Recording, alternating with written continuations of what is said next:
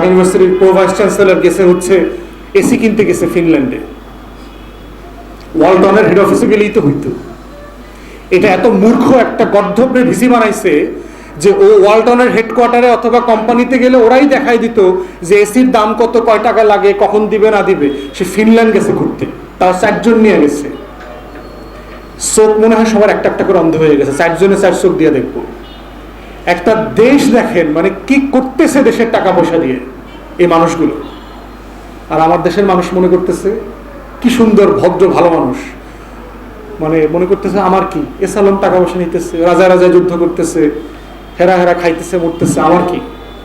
আপনার গতর দিয়ে যাবে। ওই যে ভূমধ্য সাগরে মরতেছেন না আপনারা, আপনাদেরকে ভূমধ্য সাগরে ডুবে প্রাণ দিয়ে এই ঋণ শোধ করতে হবে। ব্যক্তির কথা চিন্তা করেন, আপনি 50,000 টাকা মাসে ইনকাম করেন, আপনি ঋণ নিলে কত টাকা ঋণ নিতে পারবেন? কারণ আপনাকে আগামী মাসে শোধ করতে হবে এটা, তা না হলে পরের মাসে শোধ করতে হবে, না হলে 6 মাসে শোধ করতে হবে। সে তো আপনি শোধ করতে পারছেন না।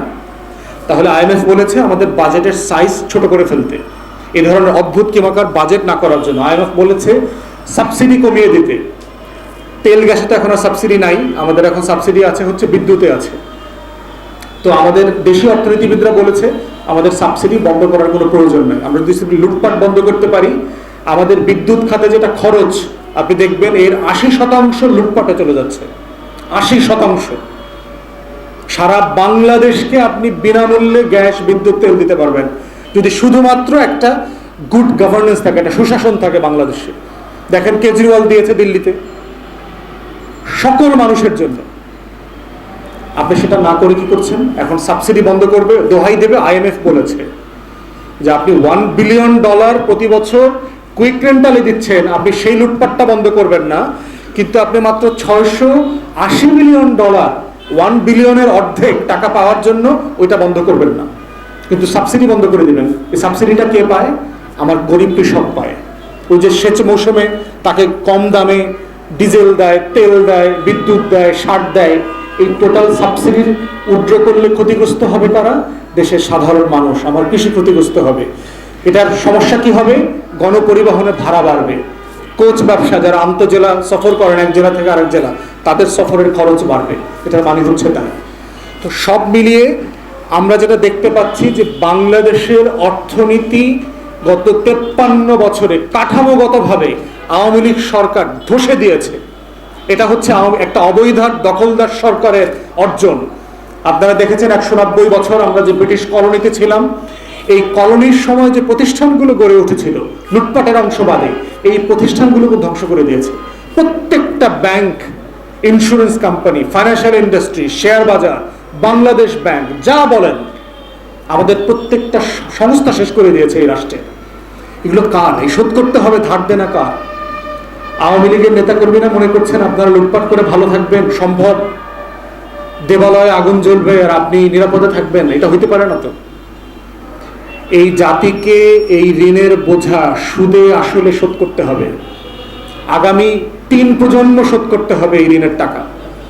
তো এই সব মিলিয়ে হচ্ছে আমরা মনে করছি, আমরা দাবি করছি যে বাংলাদেশ যে ফলিং সিচুয়েশনে আছে, যে পরন্ত বেলায় পড়ে যাচ্ছে পাহাড় থেকে, এটা ঠেকানো দরকার কোনো না কোনো ফর্মে। একটা রাষ্ট্র এভাবে চলতে পারে না, একটা দেশের অর্থনীতি এভাবে চলতে পারে না। লুটপাট একটা দেশের অর্থনীতির মূল কাঠামো হতে পারে না। প্রত্যেক দেশে লুটপাট আছে, দুর্নীতি আছে, কিন্তু বাংলাদেশে লুটপাটটা হচ্ছে প্রধানতম অনুষঙ্গ হয়ে গেছে, যে এটাই অর্থনীতির অনুষঙ্গ। প্রত্যেকটা প্রজেক্টের আগে চিন্তা করা হয় কয় টাকা লুটপাট করা যাবে। আপনি কদিন আগে দেখেছেন ঢাকা ইউনিভার্সিটির প্রো ভাইস চ্যান্সেলর গেছে হচ্ছে এসি কিনতে গেছে ফিনল্যান্ডে, ওয়ালটনের হেড অফিসে গেলেই তো হইতো। এটা এত মূর্খ একটা গর্ধবের ভিসি বানাইছে যে ও ওয়ালটনের হেডকোয়ার্টারে অথবা কোম্পানিতে গেলে ওরাই দেখাই দিত যে এসির দাম কত, কয় টাকা লাগে, কখন দিবে না দিবে। সে ফিনল্যান্ড গেছে ঘুরতে, তাও 4 জন নিয়ে গেছে। চোখ মনে হয় সবার একটা একটা করে অন্ধ হয়ে গেছে, 4 জনে 4 চোখ দিয়ে দেখবো।